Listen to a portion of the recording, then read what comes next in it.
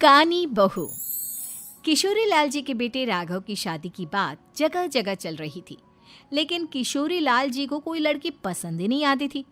और उसकी एक ही वजह थी, किशोरी लाल जी का लालची होना।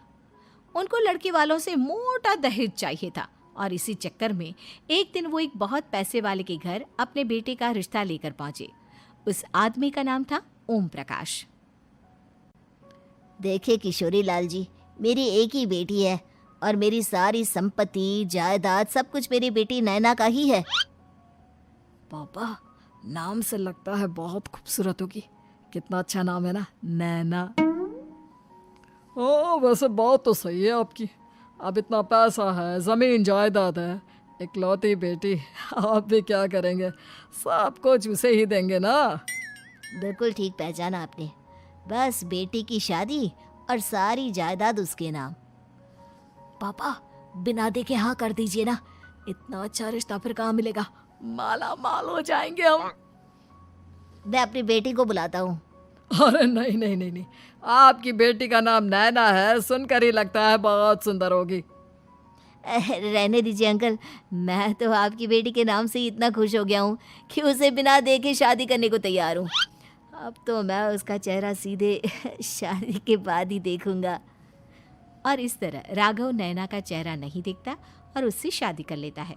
शादी के बाद अपनी सुहाग रात पर जब राघव नैना का घूंघट उठाकर देखता है तो नैना की आंखें बंद थी।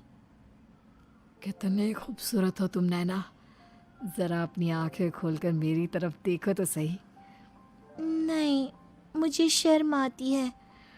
अरे, मैंने तुम्हें शादी से पहले भी नहीं देखा, और अब अगर तुम आंखें खोलकर मुझे देखोगी भी नहीं तो मुझे अच्छा कैसे लगेगा? इससे पहले कि नैना अपनी आंखें खोलकर राघव की तरफ देखती, अचानक से लाइट चली गई और राघव नैना को पूरी तरह से देख भी नहीं पाया। अगली सुबह नैना राघव के लिए नाश्ता बनाकर लेकर आई। अरे ये क्या, आधा पराठा सीका हुआ है और आधा बिल्कुल कच्चा। ये तुमने क्या किया नैना? बहू, तुमने क्या आधा पराठा तवे से नीचे लटका कर रखा था, जो आधा सिका है और आधा कच्चा? मुझे जितना दिखेगा उतना ही तो सीखूंगी ना पापा जी। जहाँ जहाँ मुझे नजर आ रहा था वहाँ मैंने सीख लिया, जहाँ जहाँ नहीं दिखा वहाँ कच्चा रह गया होगा। इसका क्या मतलब है?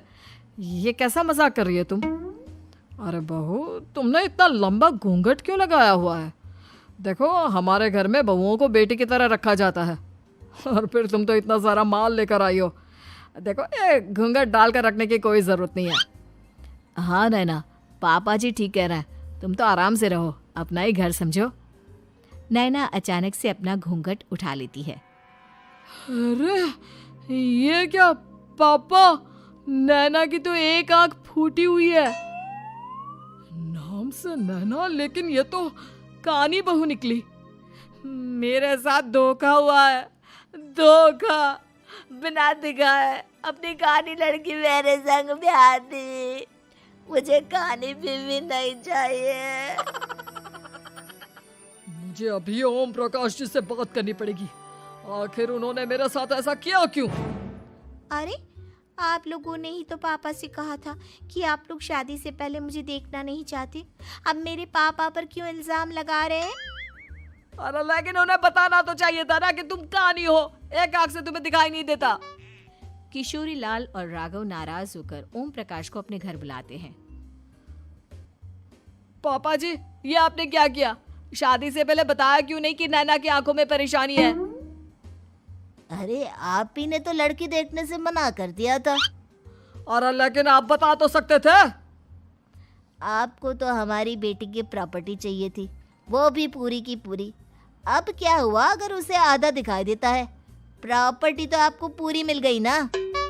अरे ये क्या बात हुई? मेरी शादी प्रॉपर्टी से नहीं, आपकी बेटी से हुई है। अब ये तो पहले सोचना चाहिए था, तब तो मेरी प्रॉपर्टी देखकर तुम्हारी जुबान लप लपा रही थी। लेकिन मैं कानी लड़की को अपनी बीवी बनाकर नहीं रख सकता। पापा, कुछ करिए ना आप। हाँ, करता हूँ। देखिए ओम प्रकाश जी, आप हमारे साथ ऐसा नहीं कर सकते। और तुम देखो, अगर तुमने मेरी बेटी से शादी तोड़ी ना, तो जो भी प्रॉपर्टी मैंने तुम्हें दी है वो तो पूरी की पूरी वापस ले ही लूँगा, और आधी प्रॉपर्टी तुम्हारी भी लूँगा। अरे मेरी आधी प्रॉपर्टी भला क्यों लेंगे आप? इसलिए क्योंकि मेरी बेटी को आधा नज़र आता है और उसकी नज़र अभी तक तुम्हारी आधी जायदाद पर ही पड़ी है। अब तुम उसे घर से निकालोगे तो कुछ तो लेकर जाएगी ना। और अगर हम आपकी बेटी को अपने घर की बहू बना कर रखे तो? तो तुम्हारी पूरी प्रॉपर्टी तुम्हारी ही रहेगी, और जो मैंने तुम्हें दिया है ना, उसमें से बस मैं आधा लेकर जाऊंगा। अरे लेकिन अब आप अपनी दी हुई प्रॉपर्टी में से आधी वापस क्यों लेकर जाएंगे? अगर मैं आपकी बेटी को अपनी पत्नी बनाकर रखने को तैयार हूं तो? इसलिए ताकि भविष्य में अगर तुम मेरी बेटी को धोखा दो तो उसके पास कुछ तो रहे जो पति का हो। वैसे मेरे पास तो बहुत कुछ है, लेकिन अपने पति की कोई निशानी तो उसके पास होनी चाहिए ना। अब अगर तुमने मेरी बेटी को कानी कहा तो तुम्हें प्रॉपर्टी भी कानी ही मिलेगी, पूरी नहीं। जमाए राजा। किशोरी लाल और राघव समझ चुके थे कि वो बुरी तरह फंस चुके हैं और अब उनके पास वहां से निकलने का कोई चारा नहीं है। अब समझ में आया ना, लालच बुरी बला होती है। एक तो तुम्हें प्रॉपर्टी मिली, ऊपर से बीवी मिली, उसमें तुम्हें नखरे भी दिखाने हैं। आए बड़े, चुपचाप बैठो दोनों।